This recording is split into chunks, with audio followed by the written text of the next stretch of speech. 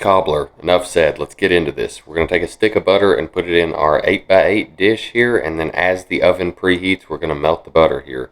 A little bit of a forewarning here. If you use as much stuff as I did, it's going to run over if that's the pan that you use. So maybe pull some of these blueberries out, for instance. There's 18 ounces in this package, and 16 ounces probably would have been perfect because that's a pound. So I've got my blueberries on the stove here, and then I'm adding sugar. How much, you ask? Well, that's a good question. This is currently roughly a half cup. Your berries may be sweeter than mine.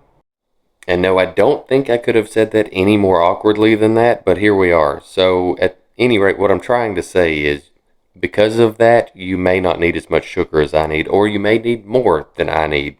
Whenever they get done cooking, taste them. If they're not sweet enough, add more sugar. Duh.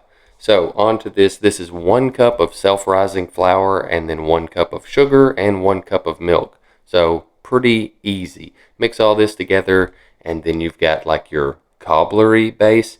If you're smart and paying attention, you can mix your dry ingredients together first and then add your wet, and it'll mix a little bit better. But at any rate, just flying by the seat of my pants here. So let's check on the butter and see if it's melted, and it wasn't when the oven preheated, so I gave it a few more minutes, and that gave my berries plenty of time to go ahead and cook down and taste them, and they were fine. So dump them on top of your melted butter, and then we're just going to dump this batter in with that and just kind of spread it out evenly as you pour, and then that way maybe it'll come out great. Good luck.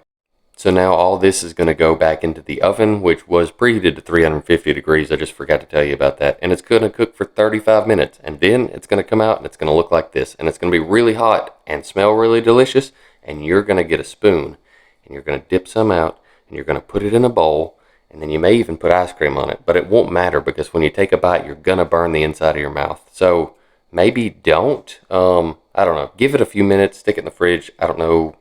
Go for a walk. Don't let a bear steal it out of your windowsill, though. I'm really getting off subject. At any rate, thanks for watching. Hope y'all enjoyed. If you did, let me know down in the comments. Give me a thumbs up. Maybe hit that subscribe button and tell somebody else about this. Thanks.